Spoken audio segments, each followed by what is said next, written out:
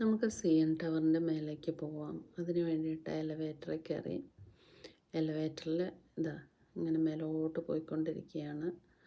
തൊട്ടപ്പുറത്തുള്ള കെട്ടിടങ്ങളൊക്കെ താഴ്ന്നു നിന്ന കെട്ടിടങ്ങളെയൊക്കെ കവർ ചെയ്ത് നമ്മളിങ്ങനെ മേലോട്ട് പോയിക്കൊണ്ടിരിക്കുകയാണ്. ഇപ്പം സമ്മറിൽ എന്ത് ചെയ്യാം എന്ന് വെച്ചാൽ ഓഫ് കിട്ടുന്ന ദിവസങ്ങളിൽ ഹസ്ബൻഡ് വൈഫ് ഓഫ്, പിള്ളേർക്ക് സ്കൂളില്ല, ഇങ്ങനെയൊക്കെയുള്ള സമയത്ത് എന്ത് ചെയ്യും?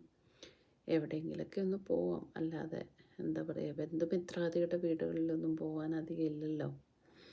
നമ്മളൊക്കെ ഫസ്റ്റ് ഇമിഗ്രൻസ് അല്ലേ, ആകെ ഹസ്ബൻഡ്, കുട്ടികൾ, ഇത്രയും പേരൊക്കെ തന്നെയല്ലേ ഇവിടെ ഉള്ളൂ. അപ്പം വീക്കെൻഡ് ആയിക്കഴിഞ്ഞാലോ അല്ലെങ്കിൽ ഒരു ഫ്രീ ആയിട്ടുള്ള ദിവസമൊക്കെ ഇതൊക്കെ തന്നെ പരിപാടി. എവിടേക്കെങ്കിലുമൊക്കെ പോവുക, എന്തെങ്കിലുമൊക്കെ കാണുക, കുറച്ച് വീഡിയോ ഒക്കെ എടുക്കുക, കുറച്ച് ഭക്ഷണമൊക്കെ കഴിക്കുക, കുറച്ച് മെമ്മറി. ഇതാണ് നമ്മുടെ ലോകം. അപ്പോൾ പോയി മേലെ എത്താൻ പോവുകയാണ്. മേലെ ഇറങ്ങിക്കഴിഞ്ഞാൽ ലിഫ്റ്റ് ഇറങ്ങിക്കഴിഞ്ഞാൽ നമുക്കവിടെ ഒരു ഈ കെട്ടിടം ഒരു 360 ഡിഗ്രിയിൽ വട്ടം ചുറ്റി കാണാൻ പറ്റും. പക്ഷേ എന്താ പറയുക, ഒരുപാട് ആൾക്കാരുണ്ടായിരുന്നു. അപ്പം പുറത്തിറങ്ങുന്നു, നമ്മൾ അവിടെ സൈഡൊക്കെ ഒന്ന് കണ്ടുപിടിച്ച് വരുവാണ്. എന്ന് വെച്ചാൽ വാഷ്റൂമൊക്കെ ഉണ്ട്, വാഷ്റൂമിൽ പോകണമെങ്കിൽ പോവാം.